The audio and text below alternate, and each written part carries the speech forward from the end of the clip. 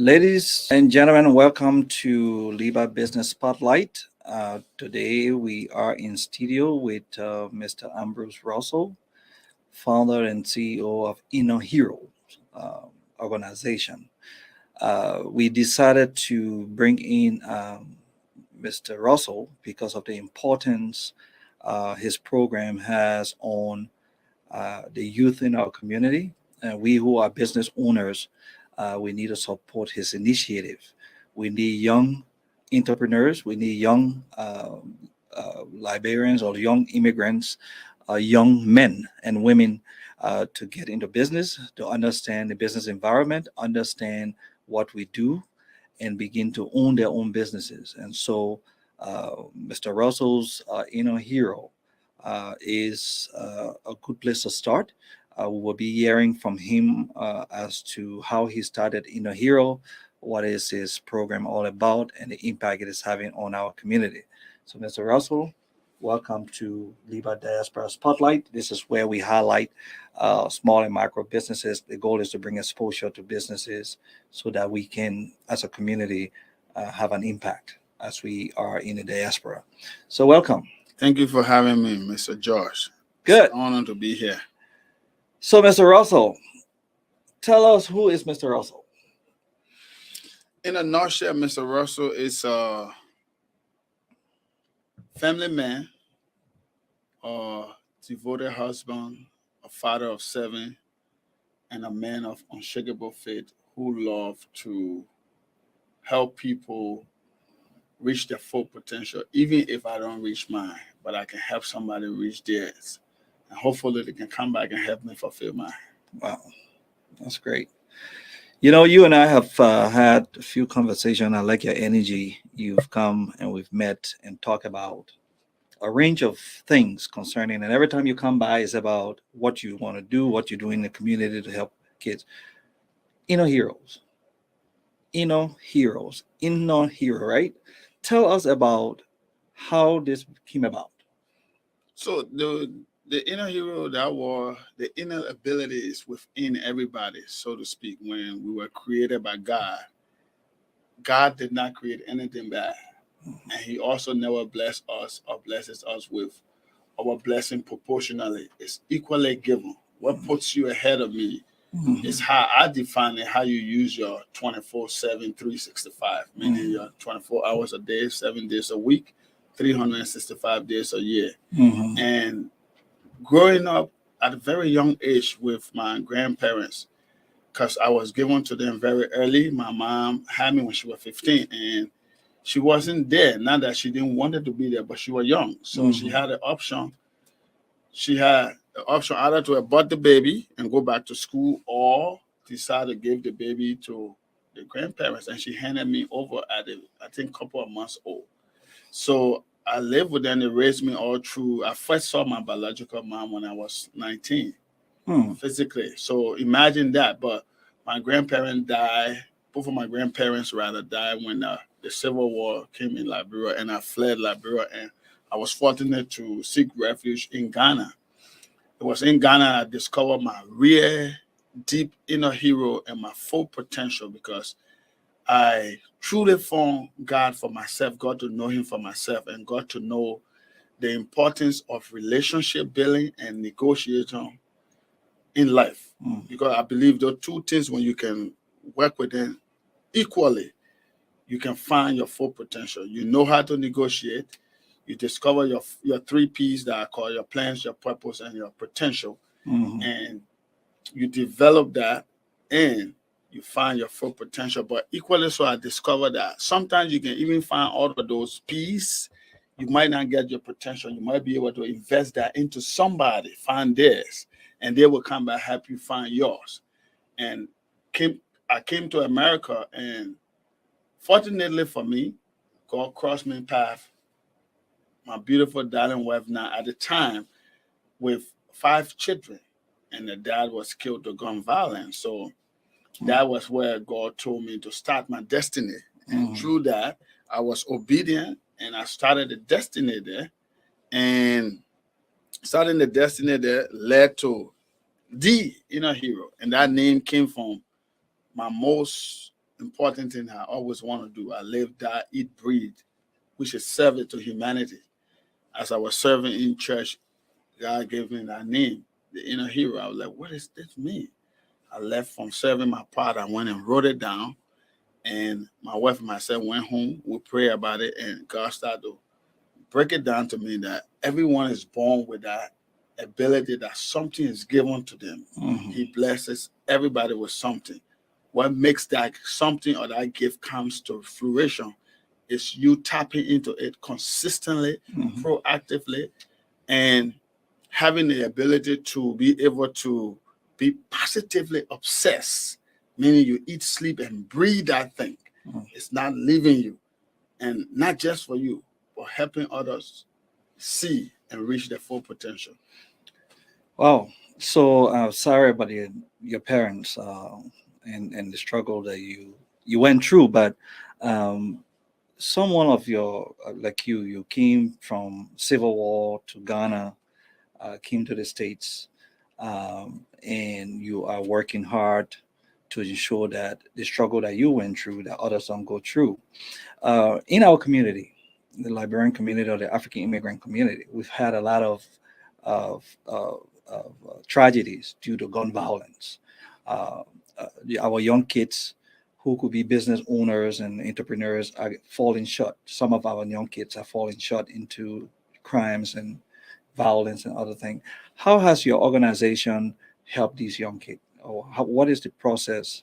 Let's talk about how you help these young kids transition from where they are to come to a positive end, and what are some of the stories that you can tell us? So just to give you a couple of the stories, I remember one of the kids we met at the time. He was in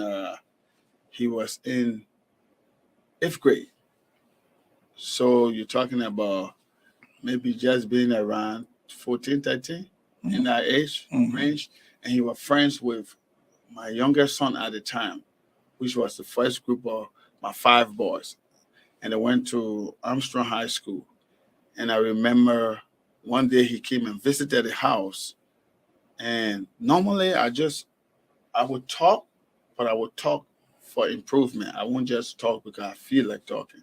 So I always have a conversation with them. And the way you get into people for the positive means is that you say something, but you don't say something like you're looking at them being lower than you, Mhm. but you're looking at them and you on the same level, because every conversation have an exchangement. You Mhm. learn and you give. Mhm. But it takes humility to understand that you are learning also and be able to express it to the next person. So we're talking at that time. He had 2 guns at that young age on him. Mhm. So I got the story later and I like, what can I do to help you? His dad have just been incarcerated. The mom was not fully involved and what have you. So I took him under the wings. So he came to our house maybe 4 times in a week. And he became one of our sons. Mhm. And gradually I helped him find a job at Burger King. He worked this job. The first pay he got, I told him we'll buy him a bike. We bought him a bike. So he would go to school in the afternoon, comes home, take the bike, go to work by 5, and I will pick him up from work 12:30 in the morning to 1 a.m. Mhm. every weekend Wow. for 6 months. So in the process, we got him. He didn't have his social security. He did not have a bank account. He did not have a permit. So we got him a bank account, the permit, social security, Mhm. and gradually we saved that money for 6 months. We got him a car. Mhm. He left the gang. He went finished high school. He had a baby. We got him a full-time job. He and his girlfriend lived together. He got a permanent job with Green Stuff landscaping company. Mhm. And his life have just been the best. That's one. Two, this other kid too, another Liberian, but the first one I just explained was African American. This one, he's a permanent and eminent Liberian off of 85th. He got a barber shop that called his name is, the barber shop is called Melania. Okay. Okay. So he was friends with our older sons. He came to the house regularly to sleep. So our house always have kids in and out. And in the midst of 11th grade and what have you, I asked him, what do you want to do? You're about to go to 12th grade. What do you want to do when you leave school?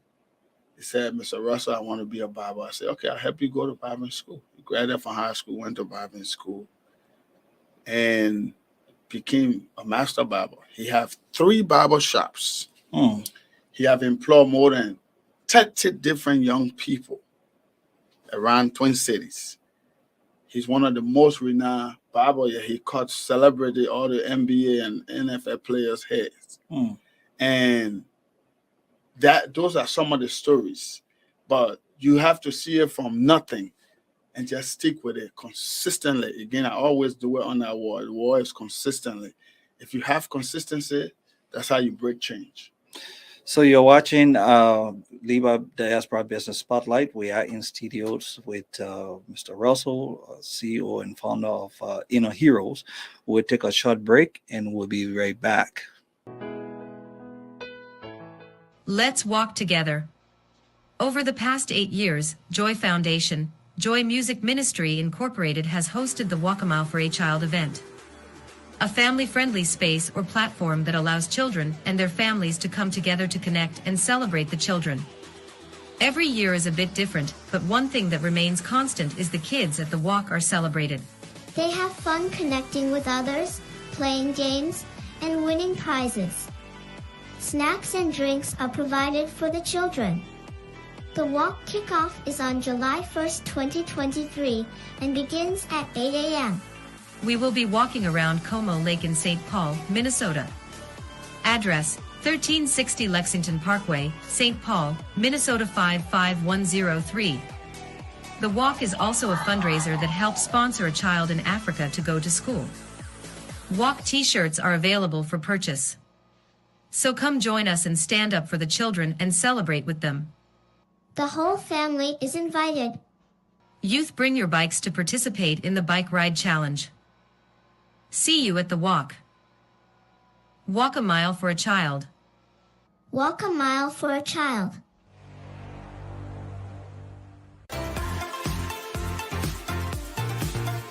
Let your celebration begin with Park Liquor Outlet, your first Liberian-owned liquor store in the city of Brooklyn Park, Minnesota. We have everything that you need to set that special occasion or bride. For your next party or great get-together with friends, visit Park Liquor Outlet. We have great selection of beer, wine, gin, and many more at affordable prices. Our customer service will make you always want to come back. We are open Monday to Saturday, 9 a.m. to 10 p.m. and Sunday, 9 a.m. until 6 p.m.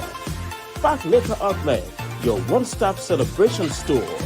We are located at 6315 Zine Avenue North, Brooklyn Park, Minnesota. Visit us today and feel the difference.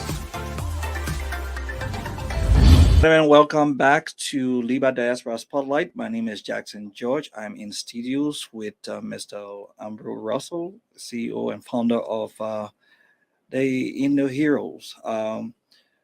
Russell, you've been in the city of Minnesota, in the state of Minnesota for a long time. You've worked with police departments, sheriff departments. You've been to the prison and worked with young people in prison. You are in the community. I want to come back to the gun violence issue because it's very important in our community. And we who are business owners, sometimes we are threatened or we are afraid that people might walk into our facilities with guns. And so most of our young kids are into gangs. Not most, some of our young kids. I want to correct myself. They are into gangs.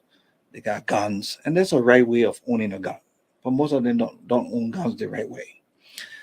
So tell them, why do you think that in the immigrant community we are having all these violence, these tragedies in our community?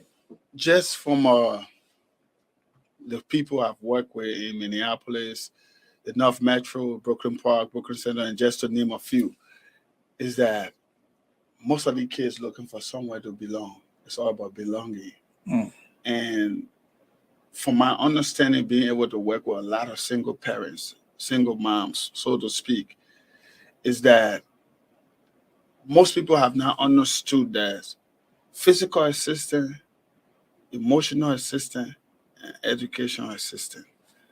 And in most of the homes, they give the physical assistance, they give the educational assistance, but the primary, which is the emotional assistance, is not there. So that emotional assistance simply means if you don't have it, your stability of the physical and the educational assistant cannot work because they're looking for somewhere to belong. A lot of families that I've interacted with don't even have conversation. They don't talk. I'm not cutting you off. One time we had a conversation, and you told me, and we're talking about communication, and I was saying my son always say that, Dad, you don't listen, and we had that conversation, and so I changed my approach towards my son, and now we've having my little son, we having conversations. We can have a conversation because he always said I was never listening to what he was telling me, and it was because of you that my son and I now are having conversations. So I understand where you're coming from. I just start putting shelter, providing him with what he needs. It was my responsibility, and I was providing, but I was never listening. And I think to some of my kids too, the older ones, they can accuse me of not listening because we're always running behind success, Yes. and we're not listening to our kids. And that's the breach of the family today, because the kids feel forgotten. So what happened to Uncle Johnny, who on the side that's selling the dope, the fentanyl, and what have you? He listened to them. They sell for him at the same time. When it comes back, if they tell him at school or this happened, he talks to them. Good, bad, or indifferent, he do make time. He or she does make time to talk to them. And the parents, it's a simple question. This is how you begin the conversation. What is it I've done today, yesterday, last week, last month that I can become better at? That one question can lead to a whole successful relationship rekindling because you consistently ask that question, meaning that you want to hear. And a lot of times what they tell me as mentors, what gives me the opportunity to come to your kids at times, and you don't have that because I do listen. Mr. Russell, listen, they will call me 2 o'clock, 12 o'clock in the morning or whatever. I will pick up the phone. I'm not too busy. And for this dispensation of generation, if you cannot have them vent with all you talking and just be a great listener, you lost them. You will physically see them. You will academically maybe see them. Emotionally, you have lost them. And if you lost your emotion, physically and academically, you're nobody because you move by your emotion. So what is Inner Hero offering for these kids outside? So Inner Hero, we have offer and we have offer a consistent mentoring program. And now we just about to start this program called the Inner Hero after school program at the YMCA, where we'll be hosting. Right now we're hosting in Coon Rapids and New Hope. This program is all about getting the kids to be more involved, building a sense of community and belonging. Because our kids killing one another today because they don't have the sense of community. Most time they cross one another when it's like negativity. But if they have this sense of community, because they have gathered that sense from the older people, from the parents. Some parents live next door. They don't even know if the neighbor's sick or they don't speak for months. So if you raising your kids in that environment, it's what they're used to. So people practice what have been taught and what have you. And at some point in time, parents, mentors, guidance have to take responsibility and come to the place and say, I'm at fault with some of this stuff, even though my kids shot somebody. But start from the beginning. What was your present? You're working all day and you still not rich. But you're making the frustrating part for me as a mentor and community ambassador is that program like this, you will even ask parents who have their kids in the program to volunteer an hour. They're too busy to do it. Correct. But you want me to shoulder a full responsibility for your kid biologically that you had. Then you wonder why today or tomorrow you're sick, you die, those kids don't have time for you because emotionally you are not present. So when we talk about this after school program led by Inner Hero offer a safe environment for growth and learning, and I did tell you, I say it's amazing that our community is not running after you. We who are parents should be running after you to get our kids into this program, but we are not. Like you say, we are busy working. On the weekends, most of the time, there are so many programs that we find ourselves, and our kids are home most of the time in their rooms. Uh, this is devastating to our community. Most of our kids are in their rooms. The lack of communication, we don't understand them, and so these are the kind of programs that we want to support. We in the business environment, we need to be able to be supporting. Yeah, some of you, we got small businesses, but we need to be able to contribute to some of these programs to be able to help our young men and women grow to be successful citizens of our community. And so I applaud you for the work that you do.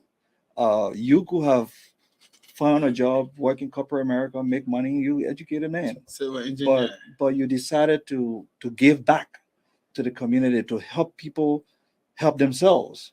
And it is amazing that most of the time, even when you went to soccer game or sports game, most of the Liberian parents are not there. Not there. Somebody else come and pick up our kids and take our kids while we consider we are working. And our kids are, those things hurt those kids because all the other parents are there and we are not there. And I'm saying we because I'm guilty of the same thing too. I'm not accusing other people out there. So what can we do as parents? What would speak to us as parents? So coming from me as a parent that have raised, my wife and myself have raised 7 kids, still raising the 2 youngest one. Our youngest son is 12 and our daughter, the only one is 15 going on 16. It's present. You can be present but not available. Mm-hmm. So a lot of parents are True. present but they're not available. And they have not understood. It took me a while to learn this as I started mentoring kids in juvenile detention, county home school. Mm-hmm. Our kids are incarcerated indirectly, but we have not discovered. And when they burst up into the bigger prison, that's the time the shooting, the meth, the felony, the fentanyl take place because all day you have your child or your daughter to spend the time in the room. If you go to the prison, that's how it is. Yeah. So they are in. So they're used to it. They are in prison without being in prison, but Mhm. we have not discovered. So when the negativity takes place, they just go to the bigger environment. I can agree with you. So we need to understand that we have imprisoned them illegally. And when they cause the crime and the harms, they get imprisoned legally. And they're used to being isolated. There you go. Because so now parents have to be more involved. The key factor here is communication. Do not ask your kid, what happened to school today? Did you pass your test? How was school? Then they say, okay. What does okay mean? Okay can be anything. Okay, I hit the teacher in the mouth. It's okay. So you have to go beyond just what is okay means. Yeah. Okay, okay means that, yes, mom, I took the test. Yes, mom, I passed the test. Yes, mom, today I had a good day at school. Yes, mom, my lunch was nice. That's okay because it's giving me complete description of okay. But we just take okay. Yeah. I'm guilty. Okay. I'm guilty of that too. So when my son said okay, I feel his day was good. And that might not be. Even when somebody tell you good, what is good? Correct. Go beyond in the explanation of good or the word mean good. Let them explain. So parents have to take that first initiative. Find a day, find a time. Be consistent. It ain't got to be all your days because you make your time to go to Ente Fatu wedding. You make your time to go on the field. You make your time to go. And they're noticing that. Everything. And the kids see that. For one, I'm one person. But if I tell you, people, my wife wonder, people ask me, how do you manage with your time? Even Cyrus have asked me before, how do you manage with your time? Because I've made myself available. Anything you practice consistently, it becomes part of you. Positively obsessed with people. I want to see people change. And I believe today or tomorrow, if I dead and gone, history will represent me well. So, ladies and gentlemen, you are listening to LIBA Diaspora Spotlight. We have in studio Mr. Ambrose Russell, CEO, founder, and CEO of the Inner Hero. When we come back, we'll take a short break. When we come back, we'll try to bring some closure to some of the violence in our community. Hey, ladies and gentlemen, my name is Jackson George. I am the Executive Director of LIBA. I'm here again with Mr. Wallace from Cake Media. Mr. Wallace, you've come a long way, right? We've been with you for a long time. You're one of the people in this industry you keep going. Tell us a little about this team. So initially we used to be called Africa Media, and that's AFIQA. But at some point we thought to rebrand because we realized our clientele were diverse. So we changed it to Keg Media. And Keg is the first initial of all my children, Kimberly, Aaliyah, George, and Georgetta. That's what Keg means. Okay. And we started small, but now we've grown. So here at the studio, we do video production, we do musical production. We're a full media company. We do from graphic design to animations, to flyer designs, websites, anything that's related to the media industry. So normally people come to the studio, they rent out a space. We have different creative spaces. That's one set. So each background is a set by itself. Okay. So before I go there, that's a podcast setup, where if you want to do a podcast with lots of people, that's a podcast setup. Then we have set 1, that's creative set 1, creative set 2 with a white background. Set 3 is a white and blue with different types of chairs. Customers can choose the chairs that they want. We have tons of lightings, high-tech cameras, black magic, red cameras. And this is another set for more of entertainment. So if it's an entertainment show, we designed this place to turn into an entertainment section. We can change the sets to anything. And we also have the grass background as well, which we can change. We have different types of backgrounds based on what your show is about. We also have an in-house full-time photo shoot studio where people come to rent and people come to take their photographs. And we have different backgrounds at the back of this as well. Straight up ahead of you is an open stage. Open stage where we can turn to anything. We can turn into a hospital, a mini office, anything mini that you want. So if you want to shoot something inside of your renting spaces. Then we have a dressing room as well. Oh, in the back. Okay. So it's called the green room. So it's kind of black. We're still putting things into this. So this is it. Okay. So this is the dressing room. Let me put in the light. We're still doing the walls. So there's a dressing room. We're putting more mirrors here for people to come and dress. We have wardrobes and everything for them. I need to get outside the dressing room. Let's stand right here. Okay. And that is our control room. The control. So come this way, and forgive me if I just move this. Yeah, sure. Tell me, George. Yes. How do you continue to do this? What motivates you every day? Well, first is my family. Okay. God first, and I have this belief that the only way to get what you want is to go for it and work very hard. Keep focused. You will fall several times. You will wake up. You will rise up.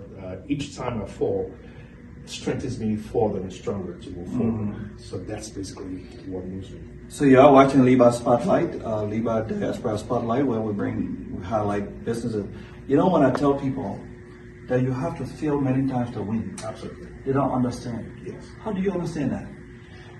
It's something, I started working at an early stage. At 12, I was selling peanuts. All right. Wow. Despite the fact my dad was a minister. At 17, I was selling car parts in Nigeria. All right. I used to buy car parts from the port in Togo.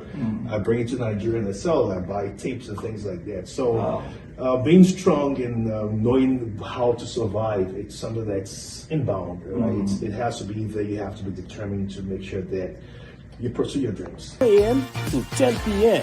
and Sunday 9 a.m. until 6 p.m. Park Liquor Outlet, your one-stop celebration store. We are located at 6315 Zine Avenue North, Brooklyn Park, Minnesota. Visit us today and feel the difference.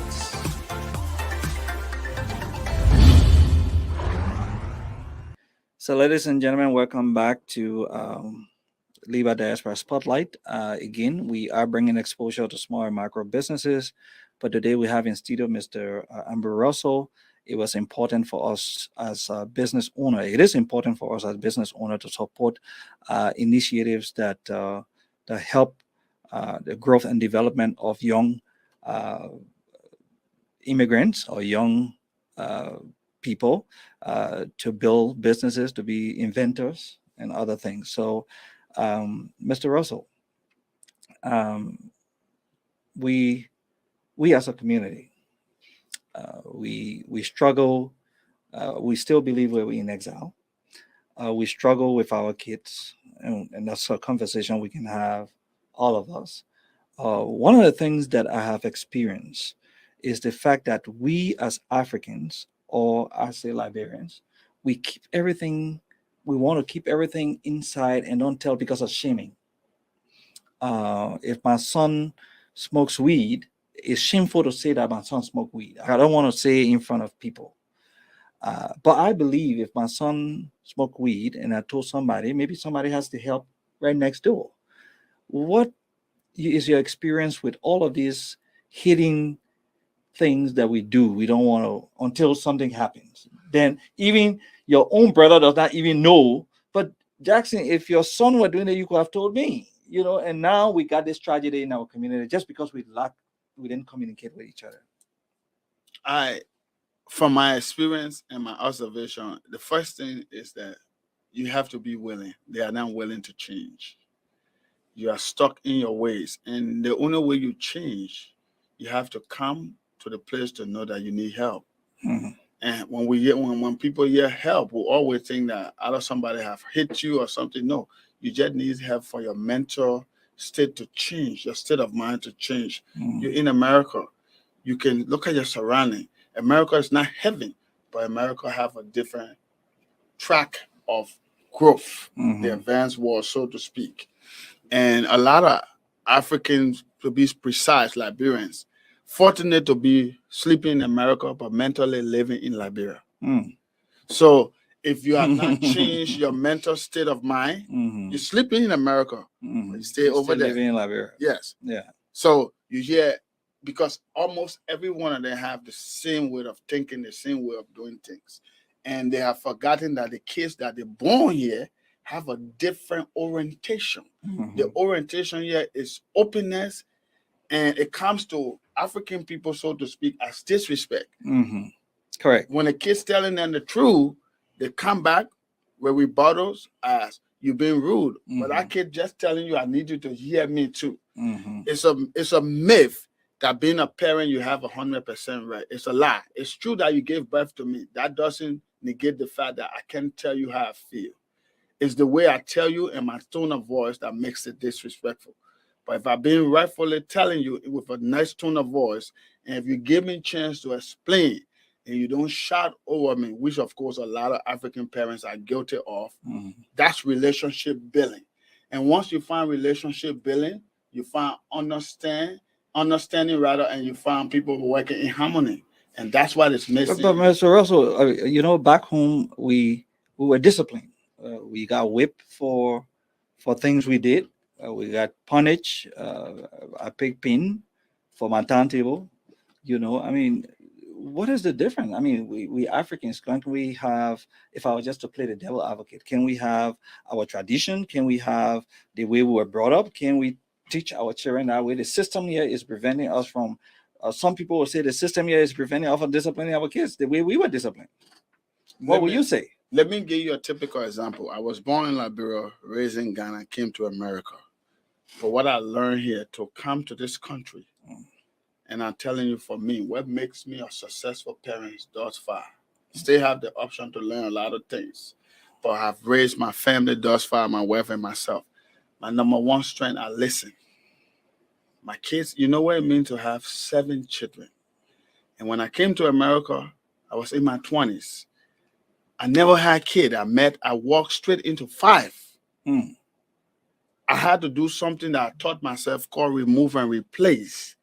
Being willing to listen, being willing to speak slowly, being willing to work from behind and let them lead at times.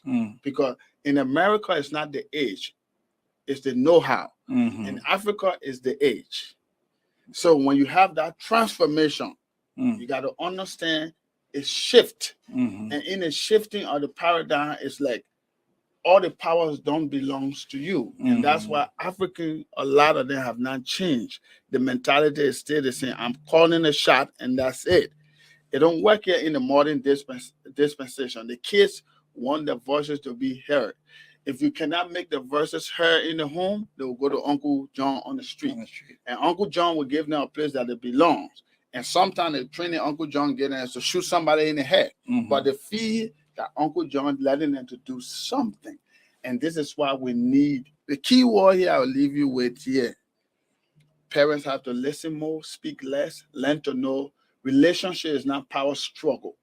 Relationship is consistent, relentless, tireless communication. So Ambrose, I'm very passionate as well about our community and our young people. I had a meeting once upon a time with some young kids who were rappers and had guns in the musical videos, and the parents came to me. We had a meeting to resolve some of these issues. What wakes you up every day to do the same thing over and over? What motivates you? What gives you the energy? What gives you the direction to want to do this all the time? One is I've seen the success. I have seen that if I can just reach one, that one will teach one. You have one too many. Yeah, so I'm not in the business of multitude. I'm in the business of positive attitude. So if I come to a meeting and meet two people, and those two people have a positive attitude, they will take the message to 10,000. So if I can help one, and that's how we started Inner Hero, and that's how we go. Because you can't teach all, but at least if you successfully teach 2 or 3 that have made an impact, they will help 2 or 3 make some impact. And because of that, and just seeing my own kids that they stay consistent, they stay being able to raise 5 black boys of the oldest, finish high school. Every one of them went to 3 of them went to college, 1 went to the Navy. None of them went through the prison prep line. I want to do more of it to help other people's kids. And every time I see people say that I can't do nothing, it bothers me because everybody has something that they can do. But you have to do it as a community. That effort that take a village, people, right? Yeah. That word village, it means a wholesome, it means a holistic approach. And that takes the home, the schools, and the student. And I do believe what I see mentoring a lot of kids in the home, in the schools and what have you, the school is very proactive. They're not 100% proactive, but they are doing a part daily. The kids are doing a part to some extent. The homes are vacant. They don't have a spot at the table. I've seen parents go to the school to call them, but the kids, the first thing they do, they lash at the administration. Don't even take accountability that, yes, it's true that my child spend more time away from me. And once they leave my presence, the decision that they make, I'm not aware. So you got to take that first responsibility and say, even though Johnny behaves or Mary behaves well in front of me, there's a possibility the peer pressure or something have happened that caused me not paying attention to see, because Johnny always in the room. So Ambrose, this program, this after-school program that you're having for the growth and learning of young people, tell us about this program. What are the expectation participant? What you anticipate that participant going to learn? So what we're looking to do here, and we have been doing, but over the years we have, in the program was birthed out of COVID. We had a long-term idea, but COVID brought it more when everybody was kind of in the house. I think you heard people say, oh, I ain't got time to spend with my family. COVID came and gave you a lot of time. Then you ran from your own kids. You said it's too much to be with the kids, too much to be with the wife. So you had the time, but what did you do with the time? We discovered through the partnership with the FBI and the YMCA for 2 years, through our roundtable conversation, that the after-school program is very engaging for the kids that are adult-minded. Because a lot of parents work, so to speak, a lot. But if you have somewhere for your kids to go, at least it's taking away some of the time that they can spend to do negative stuff. So the after-school program will help them to do their homework, do some mentoring, do some exercises, do some health and wealth check with some mental health people and what have you. So building that whole sum of their lifestyle, and they will feel somewhere that they belong, because the kids looking for somewhere that they belong. And a lot of times in their homes, they don't feel belonging there. They sleep there, but the parents don't make them to feel belong, because the parents only tell and don't include. Okay. And that's why the breaking of the family have come in. Okay.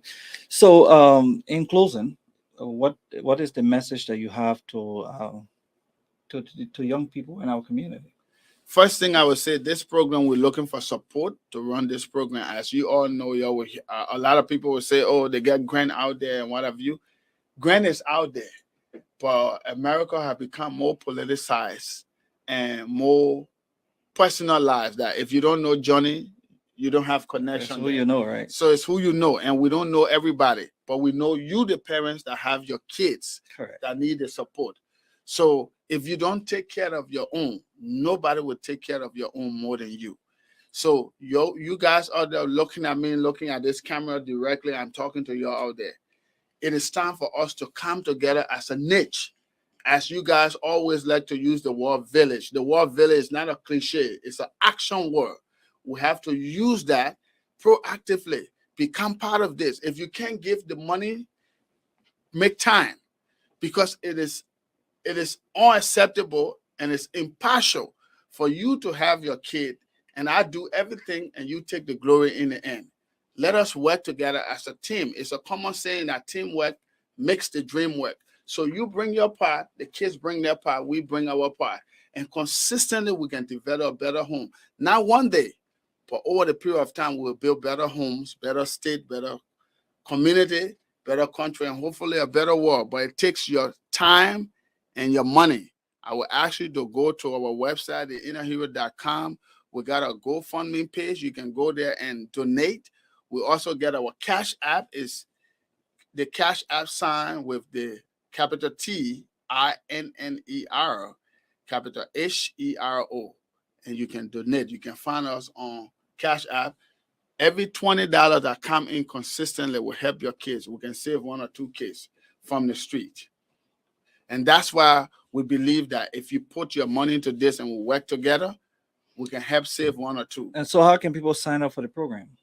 You can go online and sign up for this program. The registration is there. You can register. You can sign a waiver form, because in America. When you say go online, what's the innerhero.com. So it's www.com. THEINNERHERO.com. So again, is www.theinnerhero, THEINNERHERO.com. And the phone number to reach is 763-670-7699. That is 763-670-7699. Or you can reach A. Russell at theinnerhero.com. Ladies and gentlemen, you've been watching LIBA Diaspora Spotlight, where we bring exposure to small and micro businesses. Today we have in studio Mr. Ambrose Russell. We thought it very important that we brought him in to talk to you about the youth in our community, the violence that are happening in our community when we are small business owners, how it affect our community. We will be donating $250 to this campaign. For this campaign, we will, because of this program, we'll open up a different part of where small businesses can donate, and then we can support programs of this nature. Do you have anything else to say? Yeah, just so you know, before we leave, we do have our upcoming program at the Brooklyn United Methodist Church here in Brooklyn Center, Brooklyn Boulevard. It's on the 27th. It's 2 Saturdays from now. We'll be having a mentorship seminar. We're looking for more mentors and we're looking for mentees. So you guys who out there, we are incorporated the girls part of the mentorship now, because it has been longly said that it's always the boys who need mentorship. The girls too need mentorship. So we're looking for you guys, the great parents, the great mothers and aunties and cousins out there. You can come on the 27th. It's from 12 to 2 o'clock. We'll have some food there. Come on, let's talk. Let's see how best we can work this together to help our kids become more productive citizens. It is your help, my help, his help coming together that bring that collective effort consistently, proactively, that we can help our children leave the streets. So again, you've been watching LIBA Diaspora Spotlight. My name is Jackson George. LIBA Diaspora is a nonprofit organization that caters to the needs of small and micro businesses. We identify resources in our community, we share best practices, and we leverage our collective potential. Again, we have in studio Mr. Russell. Thank you for coming. We appreciate what all you do in our community, how you help small and micro businesses in terms of helping our young people becoming real productive citizens in our community. We also want to thank KMTV for this partnership, for allowing us to come here and air our desires and our wants and needs, and to bring exposure to small and micro businesses in our community. Again, thanks for watching, and we look forward to another edition. Hey, my name is Jackson George. I am the Executive Director of LIBA. I'm here at LIBA Boutique in Chaplin, Minnesota. If you can see, this is a woman-owned minority business. Beautiful products in here. So if you want to shop for antique or beautiful product, come here and shop. It is very, very beautiful. We stop by. This is on 11350 Aquila Drive North Suite 905, Chaplin, Minnesota. Beautiful products in here. This place is calm, beautiful. Like all the things that I see in here, I think more people should come and shop. It has some real good products. So if you are in the state of Minnesota, please stop by at 11350 Aquila Drive North Suite 905, Chaplin, Minnesota. Phone number here is 763-290-6233. That's 763-290-6233. So please stop by and shop again. This is a beautiful store. Thank you. Let your celebration begin with Park Liquor Outlet, your first Liberian-owned liquor store in the city of Brooklyn Park, Minnesota. We have everything that you need to set that special occasion or ride. For your next party or great get-together with friends, visit Park Liquor Outlet. We have great selection of beer, wine, gin, and many more at affordable prices. Our customer service will make you always want to come back. We are open Monday to Saturday, 9 a.m. to 10 p.m. and Sunday, 9 a.m. until 6 p.m. Park Liquor Outlet, your one-stop celebration store. We are located at 6315 Zine Avenue North, Brooklyn Park, Minnesota. Visit us today and feel the difference.